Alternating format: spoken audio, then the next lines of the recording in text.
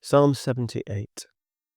O my people, listen to my instructions. Open your ears to what I am saying, for I will speak to you in a parable. I will teach you hidden lessons from our past, stories we have heard and known, stories our ancestors handed down to us. We will not hide these truths from our children. We will tell the next generation about the glorious deeds of the Lord, about his power and his mighty wonders. For he issued his laws to Jacob, he gave his instructions to Israel. He commanded our ancestors to teach them to their children, so that the next generation might know them, even the children not yet born, and they in turn will teach their own children.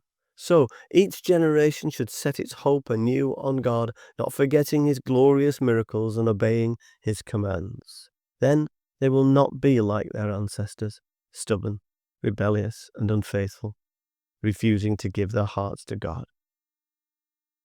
The warriors of Ephraim, though armed with bows, turned their backs and fled on the day of battle. They did not keep God's covenant and refused to live by his instructions. They forgot what he had done, the great wonders he had shown them, the miracles he did for their ancestors on the plain of Zoan in the land of Egypt. For he divided the sea and led them through, making the waters stand up like walls. In the daytime he led them by a cloud, and all night by a pillar of fire. He split open the rocks in the wilderness to give them water, as from a gushing spring. He made streams pour from the rock, making the waters flow down like a river. Yet they kept on sinning against him, rebelling against the Most High in the desert. They stubbornly tested God in their hearts, demanding the foods they craved. They even spoke against God himself, saying, God can't give us food in the wilderness. Yes, he can strike a rock so water gushes out, but he can't give his people bread and meat. When the Lord heard them, he was furious. The fire of his wrath burned against Jacob. Yes, his anger rose against Israel, for they didn't believe God or trust him to care for them. But he commanded the skies to open. He opened the doors of heaven. He rained down manna for them to eat. He gave them bread from heaven. They ate the food of angels. God gave them all they could hold. He released the east wind in the heavens and guided the south wind by his mighty power. He rained down meat as thick as dust, birds as plentiful as the sand on the seashore. He caused the birds to fall within their camp and all around their tents. The people ate their fill. He gave them what they craved.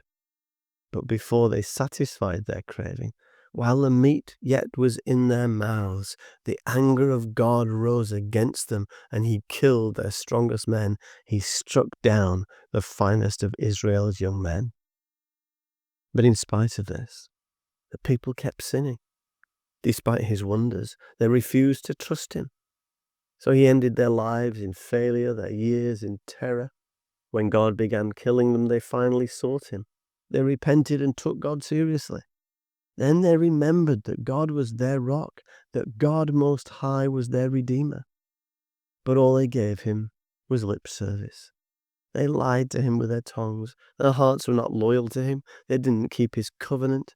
Yet he was merciful and forgave their sins and didn't destroy them all. Many times he held back his anger and did not unleash his fury. For he remembered that they were merely mortal, gone like a breath of wind that never returns. Oh, how often they rebelled against him in the wilderness, and grieved his heart in that dry wasteland. Again and again they tested God's patience and provoked the Holy One of Israel. They didn't remember his power and how he rescued them from their enemies. They didn't remember his miraculous signs in Egypt, his wonders on the plain of Zoan. For he turned their rivers into blood, so no one could drink from the streams. He sent vast swarms of flies to consume them, and hordes of frogs to ruin them. He gave their crops to caterpillars. Their harvest was consumed by locusts. He destroyed their grapevines with hail, and shattered their sycamore figs with sleet. He abandoned their cattle to the hail, their livestock to bolts of lightning. He loosed on them his fierce anger, all his fury, rage, and hostility. He dispatched against them a band of destroying angels. He turned his anger against them He didn't spare the Egyptians' lives, but ravaged them with the plague. He killed the oldest son in each Egyptian family, the flower of youth throughout the land of Egypt. But he led his own people like a flock of sheep, guiding them safely through the wilderness. He kept them safe so they were not afraid, but the sea covered their enemies. He brought them to the border of his holy land, to this land of hills he had won for them. He drove out the nations before them. He gave them their inheritance by lot. He settled the tribes of Israel into their homes. But they kept testing and rebelling against God Most High. They didn't obey his laws. They turned back and were as faithless as their parents. They were as undependable as a crooked bow. They angered God by building shrines to other gods. They made him jealous with their idols. When God heard them, he was very angry and he completely rejected Israel. Then he abandoned his dwelling at Shiloh, the tabernacle where he lived among the people. He allowed the ark of his might to be captured. He surrendered his glory into enemy hands. He gave his people over to be butchered by the sword because he was so angry with his own people, his special possession. Their young men were killed by fire. Their young women died before singing their wedding songs. Their priests were slaughtered, and their widows could not mourn their deaths. Then the Lord rose up, as though waking from sleep, like a warrior aroused from a drunken stupor. He routed his enemies and sent them to eternal shame. But he rejected Joseph's descendants. He didn't choose the tribe of Ephraim. He chose instead the tribe of Judah and Mount Zion, which he loved.